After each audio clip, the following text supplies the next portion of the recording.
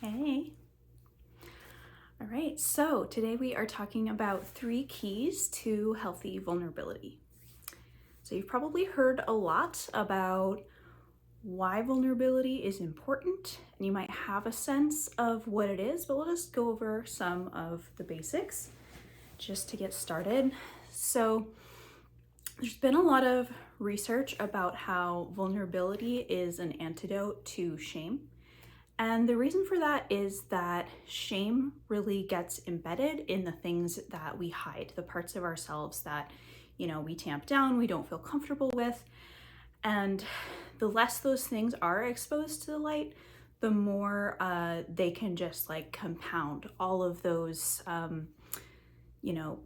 negative self-blaming types of thoughts and emotions. So basically, vulnerability is a way to start bringing things into the light.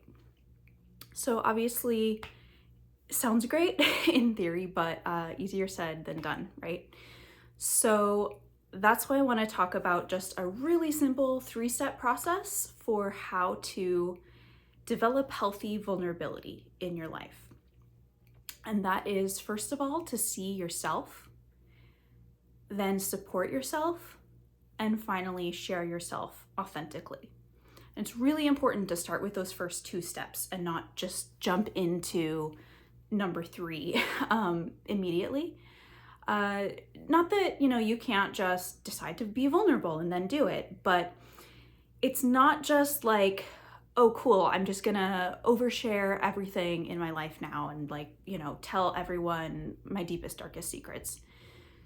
And also, there can be this almost this sense of like competitiveness when we get into spaces where people are more vulnerable. So for instance, if you're in the arts, if you're creative, like if you were a slam poet, for instance, you might be around a lot of people who are talking really openly about their trauma in their work. And that can also be really triggering and difficult to be around. And you can start to feel like, oh, I have to like package my trauma in a way that like looks and sounds really good. So that's why we really want to like build up the support pieces so that this is also coming from a more healing and nurturing energy and not like, oh yeah, like I totally want to like win the trauma Olympics. Because that's really not what it's about. We'll get more into that later. But yeah, so let's start with the first key. So number 1 is see yourself, because healthy vulnerability starts with internal acknowledgement. That's like basically your opportunity to look within yourself, to start to find some clarity around what you're feeling, around stories that you tend to hide, around things that you just don't want people to see. Maybe you're messy at home, maybe you're bad with money. There could be whole entire areas of your life where there's just a lot of shame, and you might even have kind of like elaborate secrecy systems built up. And first of all, that's okay. This is all okay. This is the process, is beginning with, this is where I am, this is who I am. You've had a particular history that's led you up to this place, and just being able to look at where you are and genuinely come to yourself with at least the beginnings of acceptance. This is not about like, oh my God, I love everything about myself now and like no more shame. It doesn't happen like that. But it is like, yeah, this really is where I am right now. And this really is a part of myself that I'm hiding, maybe even from yourself. And that's why see yourself is the starting point, because there can be things that we just kind of don't acknowledge to ourselves, like essentially thinking that like if we don't say it, if we don't bring it into the light, then like it doesn't exist. So you can ask, what are you hiding from yourself? What parts of yourself are especially tender? And again, where do you notice shame? Those are going to be the places that you want to start exploring. And be gentle, go easy on yourself. This doesn't happen overnight. But as you start to get that lined up and you start to have a clearer sense of what areas of your life you might be ready to start exploring more vulnerably, and like which areas you might want to hold off on a little bit, that's when you start to move into step 2, support yourself. So this can start with building really clear internal support, beginning to move from self-acceptance into self-compassion, which is basically sending yourself caring messages of understanding and love. And that actually is a really radical type of internal support. So you might want to look into loving kindness meditation. There's a lot of them out there. That's a really good practice.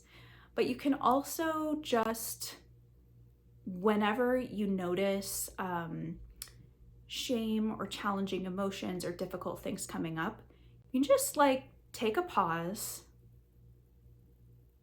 notice what's happening, accept that it's there, and send some love to that part of you. Send some care and cultivate that sense of compassion. So you're always ready to send it whenever you notice like, the icky stuff coming up. And along with that, just radical curiosity is going to be a part of your internal support. And that can mean just getting a little bit more neutral when you're looking at yourself, instead of, maybe having the message like, oh, of course I'm like that. Like, no wonder, because that happened. And so obviously I do this and that's terrible. Just like really shifting, first of all, like letting go of the idea that you already know all of these answers. And secondly, just imagining that you're really looking at a set of neutral circumstances. So, as if you were examining like an animal's behavior, and you're just like, oh, like, I wonder why I do that. I wonder what that part of me wants and what it's looking for. And I wonder what I could give it or what it's asking for.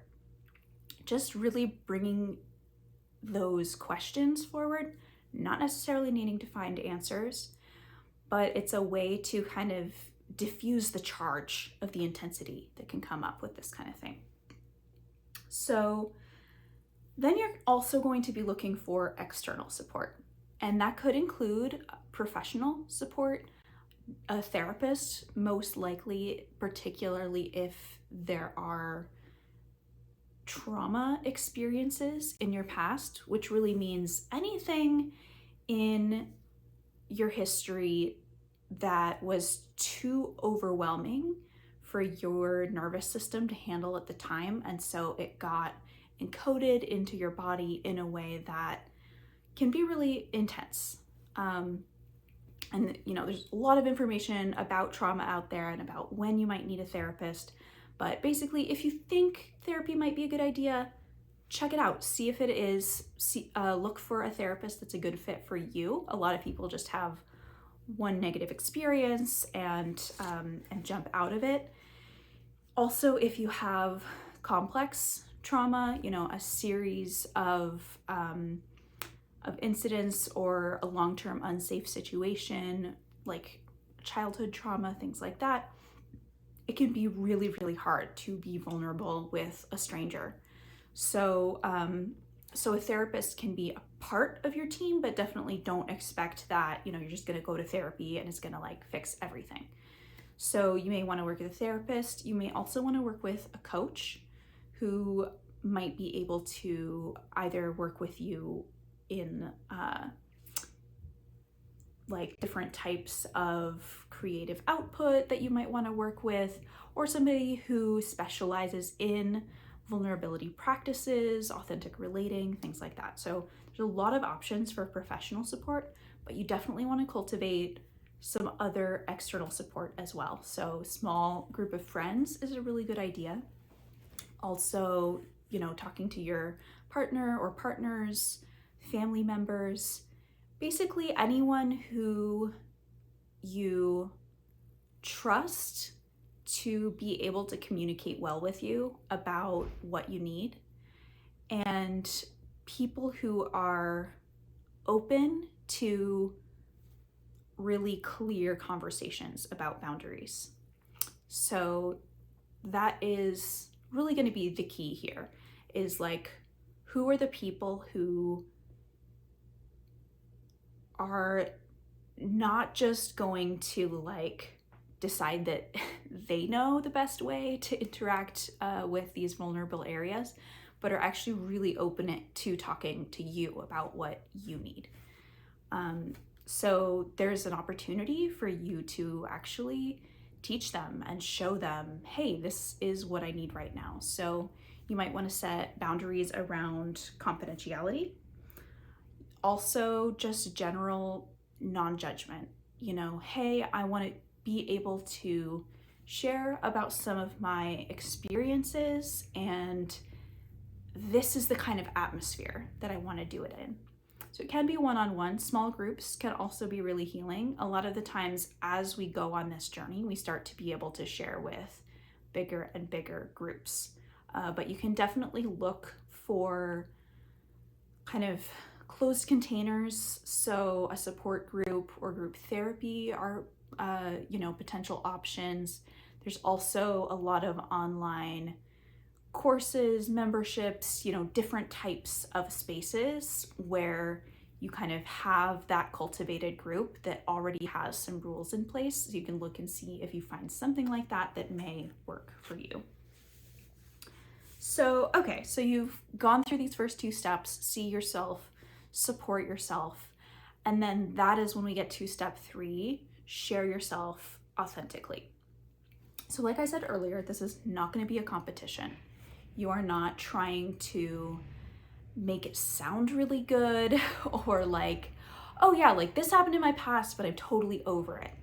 So for someone like me who had a lot of childhood trauma that, I kind of had my oversharing phase and then a very closed down phase, and then, some other sort of in between steps as I was trying to figure it out.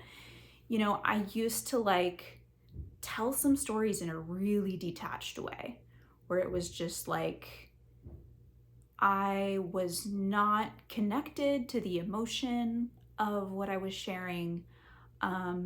It was almost like, okay, I just need to shove this out of the way so like I don't have to deal with it, and like other people can take on that part of my past. And that's, as you might guess, not the healthiest approach. You may experience some of that where, you try to share things, you're kind of just feeling detached from it. That might be a sign that you're not ready to share that yet, or it's not the right setting. Or, you just need some more internal exploration first. And, that can also include journaling and things like that. But once you do really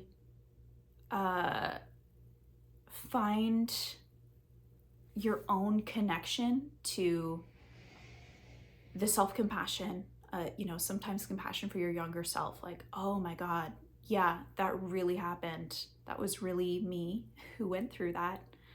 I experienced that. And, take some time to be with that tender younger self, whether it's an inner child or, some other part of your past. And try to stay connected when you get into sharing. And that might mean you don't have very much to say, but more, it's about the openness to the emotional connection, to be able to talk about, yeah, this kind of thing used to happen to me and I was really sad, and I'm really sad now thinking about it. And it can be as simple as that. It's not about getting into all of the details. It's more beginning to experience some of the emotion of it in a way that allows some release and allows you to get comfortable with being in that emotion around other people. Like, for me, for instance, I used to have so much shame and discomfort if I cried around other people at all. Maybe my siblings, occasionally a partner, like those were the only people that could like ever see me cry. And if I was in any other setting where I felt like I might cry, it was just, I would totally go into a shutdown mode.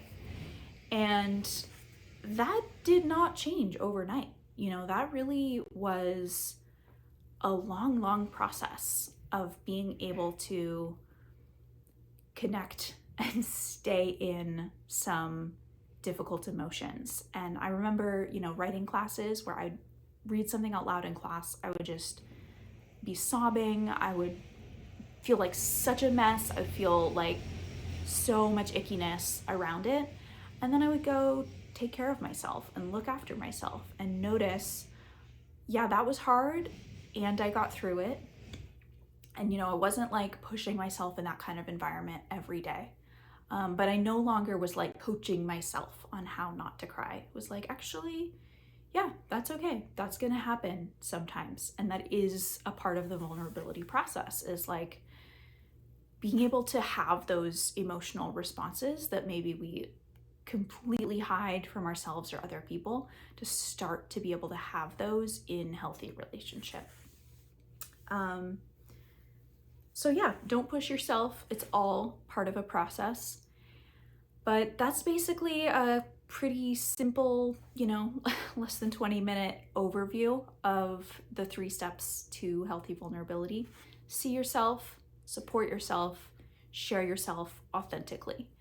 And I'm actually running a 6-month group that starts March 1st called Vibrant Vulnerability. This is exactly what we're going to be doing in there.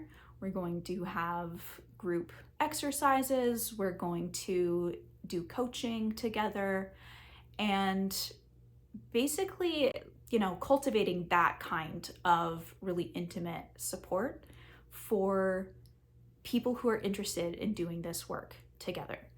But again, you don't need my group, you don't need me guiding you. You have all of the information. It's really more about what is the experience that you want to create. And yeah, we all have the capacity to do that. But yeah, good luck. I would love to hear how this goes for you. Thanks so much.